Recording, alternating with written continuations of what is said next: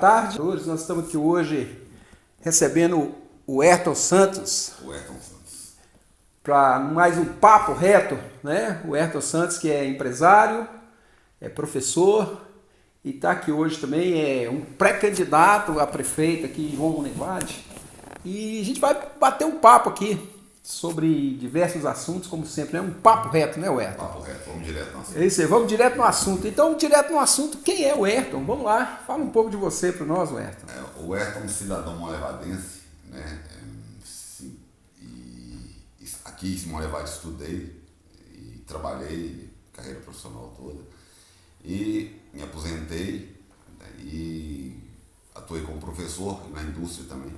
Trabalhei na siderúrgica e foram 32 anos de siderurgia e 22 anos como professor. Você é professor de? Eu atuei na área de curso técnicos de eletrônica e eletromecânica. A sua formação é eletrônica? Eu tenho formação eletrônica, mas sou pedagogo também. Ah, é bacana. Sou graduado em pedagogia pela FUNSEC. Sim. E atuei também em outras escolas também, né? Uhum. Não só na área técnica, mas tenho uma certa experiência também Na área da gestão da escola? Tive participação em estudos de gestões em escolas também. Sim, sim. Ô Ayrton, e a sua relação com a questão empresarial, né? Você hoje é um empresário, qual que é o ramo, o que você faz? Isso.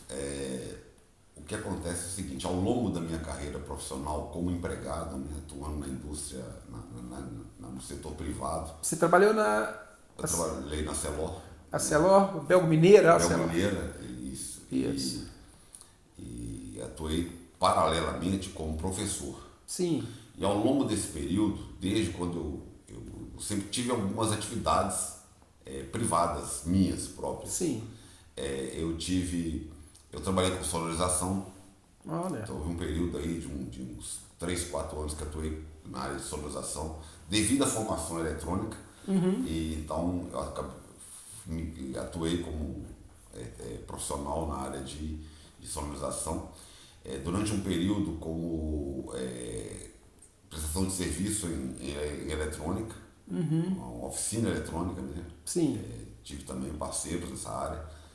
E na área de eletrônica, de eletroeletrônica como um todo, durante alguns períodos, né? Sempre ao longo de atuar no setor privado como prestando serviço como empregado, eu sempre tive alguma atividade extra. Sim, e atualmente a sua empresa... E atuei como professor também, durante 22 anos. Poxa, tempo longo, Isso. Né? Eu comecei em 95. 95. E startei como professor. Olha só. Então, houve um período bem longo que eu saía da indústria e ia para as escolas lecionar. Sim. Dar aula. Então você tem uma experiência muito grande na área de educação. Isso. Como professor. E como que você vê hoje a carreira do professor Ayrton, né? Você que esteve lá dentro e que conhece profundamente aí sobre a educação, né? Que você esteve lá e você atuou como professor. Como que você vê hoje, né, a questão do magistério, do professor do ensino público no Brasil e aqui especificamente em Monlevade? É triste. Eu não vejo que é dado valor. Sim. Você vê que, por exemplo, a carreira do professor. Recentemente tem tido um debate a respeito, né? Parece que até inclusive você também fez uma postagem assim que deu uma grande repercussão nas redes sociais a respeito, né, do que se tem discutido do ensino militar, da escola pública, de uma forma geral. E como que você vê essa questão, né? Assim, uma coisa a gente sabe no nosso país, a valorização que se dá ao agente de segurança pública, que é importantíssimo. E a desvalorização do professor. Eu fico pensando, se ao invés do debate passar somente por uma escola militar, não seria a discussão, esse debate que deveria ser travado na sociedade em relação à valorização do professor de uma forma geral? Isso, perfeito. Infelizmente, a valorização do profissional, ela não existe. Sim. Ela não existe. Sim, sim. O que existe é o seguinte, existe uma estrutura escolar militar que tem um custo elevado, Sim. então se investe altos valores. E é importante, né, para a educação, Isso. para a disciplina, e né? deveria ser não só na escola militar, em todo o sistema de ensino. Sim. Então, eu acho interessante, sabe, inclusive eu fiz uma postagem sugerindo que na escola Santana, que está abandonada, né? Sim. Escola que está abandonada, é triste ver um patrimônio histórico na nossa cidade abandonado. Sim. E uma sugestão que eu fiz é que aquela escola ela fosse utilizada para se instalar ali uma escola militar, um colégio no padrão militar. Muito interessante, muito Mas interessante. por que essa sugestão? É que aquela escola ela passe a ser uma referência para as demais. Sim. O Herto, mudando aqui um pouquinho de assunto, a gente falando de Santana, pensando naquela região ali, né, a região do centro de João Monlevade, onde Isso, começou. o centro antigo, Centro né? antigo, é isso, exatamente. Mas é um lugar onde que a gente tem um aspecto cultural muito interessante, que você vê um padrão da construção da casa, um padrão arquitetônico, né, de quando se criou a cidade. A Vila Tanque, onde você mora, reside e nasceu, né, praticamente lá. É como que você vê essa região da cidade, o abandono que se tem nessa região? Eliseu, não existe valorização ao patrimônio histórico. E não é só nessa região. Se você vê a arquitetura da região, não é respeitada de toda aquela região histórica, vamos dizer assim. Sim. Mas eu vou estender um pouco fora dali. Em Monlevade tem diversas histórias contadas que que a cidade não conhece. Por Sim. exemplo, Cruzeiro Celeste. Sim. Por que o nome Cruzeiro Celeste? É uma Tem boa uma história por Sim, causa disso. exatamente. Né? Eu fiquei sabendo de uma história que eu não sei se é real. Eu cheguei a pesquisar, cheguei até a visitar o local. É porque, segundo a história que chegou até a mim, é que um morador daquela região, ele construiu um cruzeiro, instalou esse cruzeiro naquela região. Então aquela região passou a se chamar Cruzeiro Celeste, por causa de um cruzeiro que tinha no alto do morro. Sim. E esse cruzeiro, por incrível que pareça, eu cheguei aí conhecer o cruzeiro, Ao cheguei local. a ver o local. Ele fica no final ali, quase próximo ao cruzamento da 381 com a Armando Fajardo, o nome daquela Sim. avenida. Ali na rotatória da 381, Sim. próximo a Armando Fajardo. E ele não está lá mais. Eu fui lá cerca de 3, 4 semanas atrás e não existe mais. Ali próximo da Igreja Monforte, aquela Isso. região ali. Sim.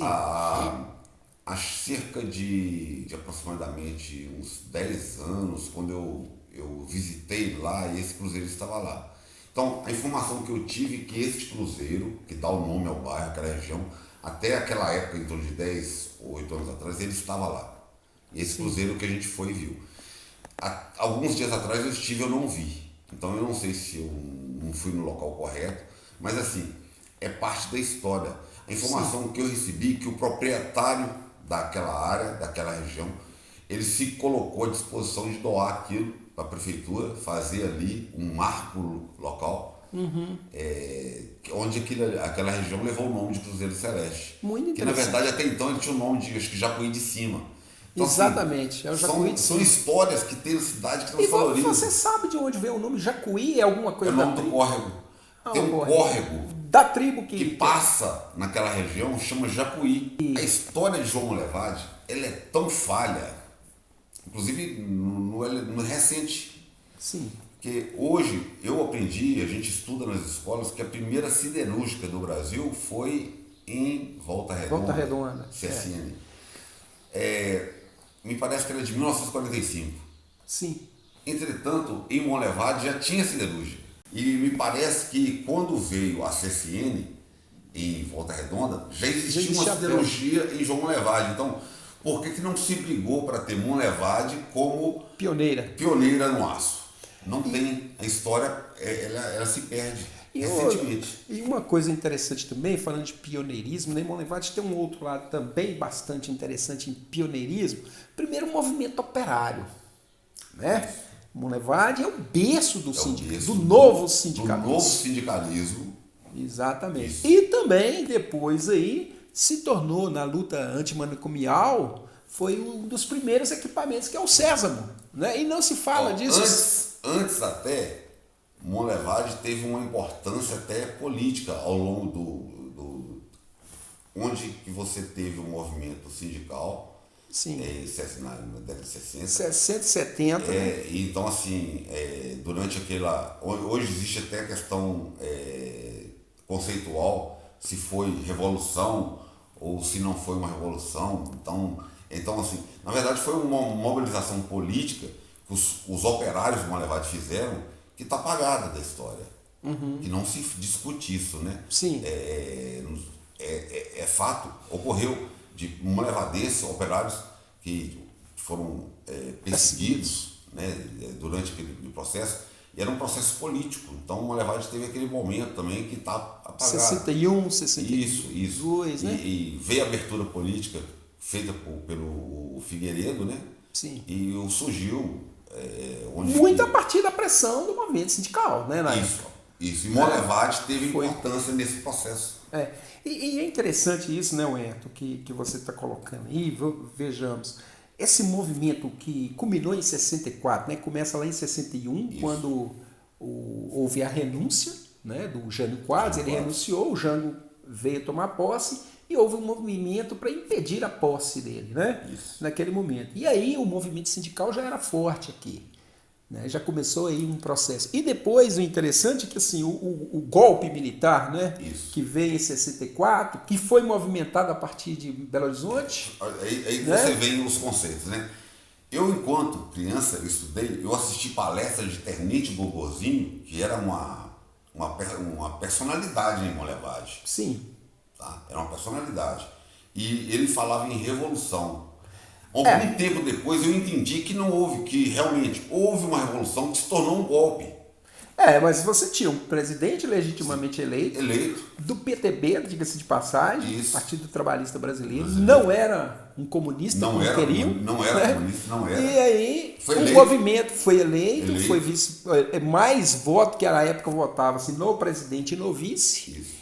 O João Goulart teve mais voto do que o Jânio Quadros. Isso. Né? O vice-presidente, ele era do PTB, o Jânio Quadros parece da UDN, eram adversários ali, mas votava-se separado. Então ele era o legítimo sucessor. Né? O legítimo Depois da renúncia era ele. Fizeram o arranjo lá do parlamentarismo, que o Tancredo assumiu lá, o primeiro-ministro, e aí continuou-se um movimento de massacre contra ele, do Ademar de Barros de São Paulo, o Magalhães Pinto aqui em Minas, né, e o governador do Rio de Janeiro. Né? Os três se uniram e começaram esse movimento de 61 até 64. Em 64... Foi o momento do bombardeio político. E aí não foi nem... Foi pessoal. Se tornou pessoal. Atacando o João Goulart. Inclusive tem um livro interessante, né, Jango e Eu, do João Goulart Filho, que ele conta essa história, que eles fugiram para o Uruguai, né? Mas é interessante rever isso e pensar em Monlevade nesse contexto, né? Porque então, quando as tropas desceram de Juiz de Fora para o Rio de Janeiro, esses civis, esses governadores, achavam que era eles que iam assumir. Eles não achavam, eles tinham certeza. Eles tinham certeza que eles assumiriam o poder, mas aí os militares não deixaram. E aí foi o golpe em cima dos golpistas. Né? O golpe em cima dos... vamos até aceitar a palavra revolução, dos primeiros revolucionários.